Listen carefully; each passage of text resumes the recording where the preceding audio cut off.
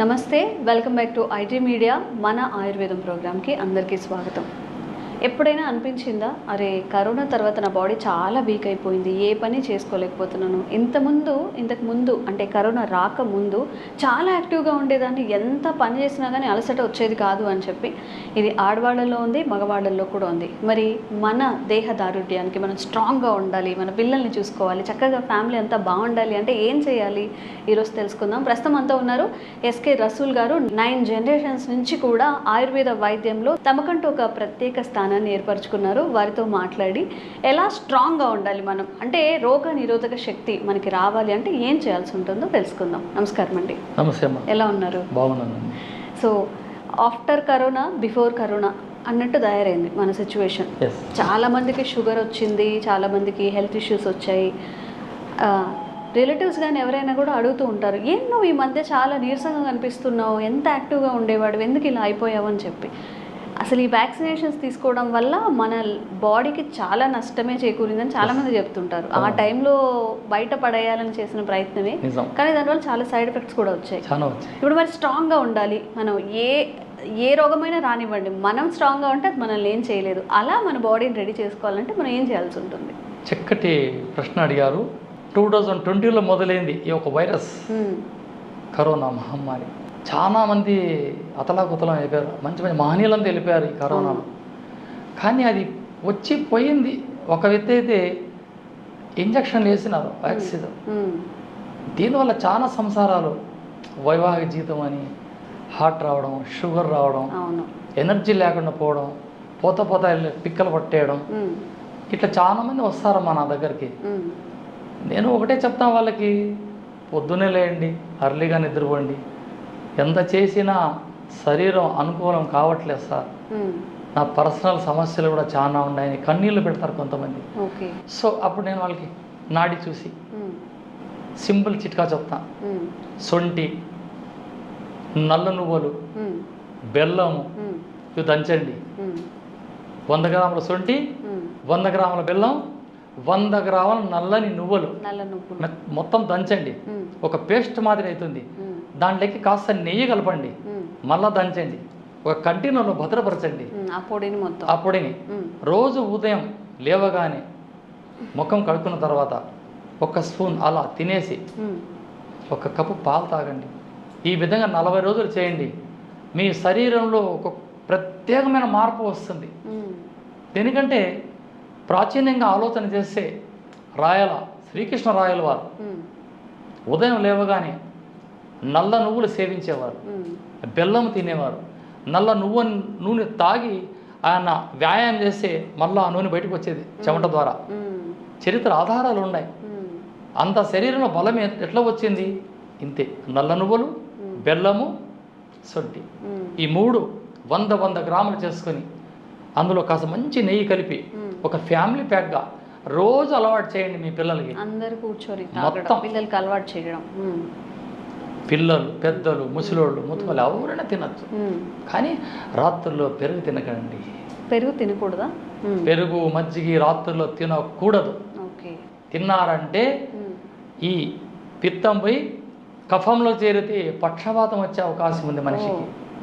రాత్రి ఎవరు తినకూడదా, లేకపోతే ఏమైనా పర్టికులర్ డిసీజెస్ ఉన్న వాళ్ళు తినకూడదు? ఎవరు తినాలా?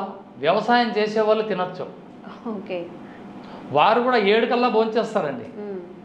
ఇక్కడ సిటీలో మాదిరి 1 గంటకి అర్ధరాత్రికి ఆ ఆర్డర్లు పెట్టడం, ఆ ప్యాకేజీలు ఉండవు. అక్కడ ఉన్న కాటికి సాయంత్రం 7 కల్లా భోంచేస్తారు. అంత మజ్జిగ తాగి నిద్రపోయే లోపల గంట వ్యవధి, ఆ లోపల అంతా అరిగిపోతే పనుకుంటారు. ఇక్కడ మాంసంలో మజ్జిగ తింటాం, టీవీ చూస్తూ ఉంటాం, నిద్రపోతాం. ఎక్కడ వస్తుంది ఆరోగ్యం? మాంసంతో మజ్జిగ తినకూడదా? ఇప్పుడు మనం ఈరోజు చికెన్ తిన్న రోజు పెరుగన్నం కానీ తినకూడదా?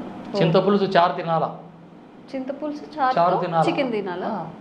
మాంసం పగలు ఏ మాంసము, ఏ మటను, ఏ బిర్యానీ తిన్నా రాత్రికి చింతపులుసు తినక తప్పదు. మీరు ఎట్లనే చేసుకోండి. చింతపండు చారు మీరు ఉప్పు వేస్తారో, చింతపండు వేస్తారో, కారం వేస్తారో, చింతపండు చారు అక్కడ రెడీ కావాలి. అందరూ కాస్త అన్నం తిని పండుకోండి చాలు. ఆ సమస్య పరిష్కారం. దేనికంటే ఈ మాంసము తింటే లివర్లో ప్రాబ్లం వస్తుంది. ఆ లివర్లో ప్రాబ్లం వచ్చిందంటే మోషన్ సరిగ్గా ఉండదు. దానికోసమే ఈ చిందు పులుసు పెట్టారని ఆ సమస్య పరిష్కారం. ఓకే, ఈజీగా డైజెస్ట్ అవ్వడానికి. ఒక పూట ఎక్కువగా తిన్నాం కాబట్టి ఇంకొక పూట మాంసం అంటే ఇష్టంగా తినేస్తారు కదా, అది అరగదు, ఆ గ్రైండ్ జరగదు అక్కడ. తిన్న వ్యవధికి 4 గంటల్లో అవకాశం ఉండాలి అరగడానికి. ఆ తింటాన్ని వెంటనే ఒకటి ఏదో తాగేస్తారు చల్లని పానీయం, అది అరగదు, ఇంకా పొట్టలు పెద్దగా అవుతాయి. కాబట్టి ఈ సమస్యలకు అందరికి ఒక్కటి, సరైన సమయానికి నిద్రపోవాలా, సరైన సమయానికి నిద్ర లేవాలా. నేను ఒక వీడియో చూశానండి, సారీ ఫర్ ద ఇంటరప్షన్. అంటే భోజనం జరుగుతూనే ఉంటుంది, వాళ్ళకి వేడివేడి నీళ్ళు పోస్తున్నారు గ్లాసుల్లో. తమిళనాడు అటువైపు పెళ్ళి అనుకుంటా. బట్ మనమేమో కూల్ డ్రింక్స్ పెట్టుకుని ఉన్నప్పుడు మీరు డైజెషన్ సరిగ్గా అవ్వదని చెప్తూ ఉంటారు. అంటే ఇప్పుడు తినేప్పుడు వేడివేడిగా అన్నం తింటున్నాం కాబట్టి ఆ వాటర్ కూడా వేడిగా తీసుకోవాలి. అంత వేడి నీళ్ళు తీసుకునే అవసరం లేదు. అక్కడ క్లైమేట్ ఏదో కోల్డ్ ఎక్కువ ఉంటుంది, అప్పుడు కాస్త వేడి నీళ్ళు పెట్టి. ఎందుకంటే ఇప్పుడు సిటీలో కూడా వేడి నీళ్ళు పెడతారు భోజనంలో, కానీ కాలే అన్నం తినకూడదు. వేడి అన్నం, పొగలు వచ్చే అన్నం కాదు, ఇక్కడ వేడిగా తినండి. కానీ పొగలు వచ్చే అన్నం తిన్నారా, గ్యాస్ట్రబుల్ సమస్య మొదలైతే ఏర్పడుతుంది కదండి. మనం తినగలిగే ఆ తిన్న తర్వాత తేపు రావాలా, తేపు వస్తే కదా. ఆ తేపు రాకుండా కూల్ డ్రింక్ లేస్తారు, ఇలా రావు, ఆగిపోతాయి. కానీ ఇక్కడ ఎనర్జీ గురించి మనం మాట్లాడుకుంటే బెల్లం, నల్ల నువ్వులు, సొంటి, నెయ్యి, దీనికి మించిన అమృతం లేదమ్మా. చిన్న చిన్న లడ్డూలు తయారు చేసుకోండి, క్యాన్సర్ని రూపం వస్తుంది చూడండి. ఇందులో నల్ల నువ్వులు బాడీలో కాల్షియం, బెల్లం ఐరన్, నెయ్యి నరాలకు సత్తువ ఇస్తుంది. ఇన్ని బెనిఫిట్స్ పెట్టుకొని మనం బిళ్ళలో అని వేసుకునే అవసరం వంటిల్లో వైద్యశాల ఇంట్లో ఉండేటివే. మేము పిల్లలప్పుడు అడవులకి మేకలకి గొర్రెలు కాసిపోతే మా అమ్మ ఇంట్లో అన్ని సున్నుండలంట, అవి చిక్కీలు, బెల్లం, శనగలు అని చేసి పెట్టేది. సైన్స్ ఈరోజు చెప్తుంది, సైన్స్ ఆ రోజే పెద్దలు చెప్పేశారు మనకి. కాబట్టి నేను చెప్పింది రెమెడీ, చెప్పింది చెప్పినట్లుగా చేసుకుంటే, నేను చెప్పింది అద్భుతమైన అమృతం. ఇది ఔషధం కాదు, అమృతం. ఇంకొక చిన్న డౌట్, ఇప్పుడు ఇందాక నేను అడిగినట్టుగా ఏదైనా కానీ అడల్టరేట్ అవుతుంది. ఇప్పుడు నల్ల నువ్వులను తీసుకొస్తాము, అవి ఏంటో చాలా న్యాచురల్గా పండినట్టు కాకుండా ఏదో కలర్ వేసినట్టు చాలా గట్టిగా ఉంటాయి కదా, ఎలాంటి వాటిని తీసుకోవాలి నల్ల నువ్వులు అంటే? నల్ల నువ్వులు ఇలా పట్టుకొని అలా అన్నారంటే గట్టిగా ఉండాలా. ఒకటి బాగా నల్లగా ఉంటాయి. ఇప్పుడు ఈ చాట్ చూడండి, ఇట్లా ఉండవు, ఈ అది డూప్లికేట్. అది ఎట్లుంటుందంటే గుర్రపు ఎంటికలు డార్క్గా ఉండి ఎలా ఉంటాయి, డార్క్ బ్రౌన్లో ఉంటాయి. నార్మల్గా చెప్పండి, గుర్రపు వెంట్రుకలు అంటే అందరూ చూసి ఉండలేము. డార్క్ బ్రౌన్ కలర్లో ఉంటాయా? అంటే అది ఎలా ఉంటుందంటే మధ్యలో ఇత్తనం హైట్గా ఉండి ఆ చివర్లలో డౌన్గా ఉంటాయి. ఓకే, అంటే ఇలా పొంగినట్లుగా ఉంటాయి. మన ఉండవు, అస్సలు అబద్ధం. ఇది పక్కా అబద్ధం. అవి తినడం వల్ల మళ్ళీ వాళ్ళకి వేరే ఎప్పుడు మా ఇంట్లో కేజీలు ఉంటాయి. అవునా? కేజీలు ఆహారంగా మేము తీసుకుంటానంటాం. డైలీ 100 గ్రాములు నల్ల నువ్వులు తింటాను నేను. నేను ఆచరిస్తే కదా మీకు అందరికి చెప్పేది. నేను చేసేది ఒకటి, మీకు చెప్పేది ఉండకూడదు. రసూల్ గురించి ఆచరించేదే ఇక్కడ నేను చెప్తుండేది.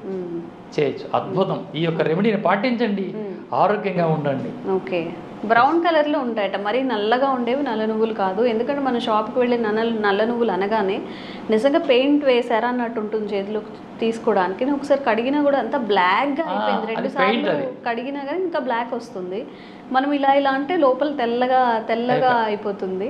సో తీసుకునేటప్పుడు జాగ్రత్తగా తీసుకోండి. ఈ రెమెడీని పాటించండి. మీకు ఎలా అనిపించింది, మీకు ఎలాంటి హెల్త్ బెనిఫిట్స్ ఉన్నాయో కామెంట్స్ రూపంలో తెలియజేయండి. ఇంకా మీరు ఎలాంటి హెల్త్ సమస్యలు ఎదుర్కొంటున్నా కానీ కామెంట్స్ చేయండి, తప్పకుండా వీడియో చేసే ప్రయత్నం చేస్తాం. థ్యాంక్ యూ అండి. నమస్తే.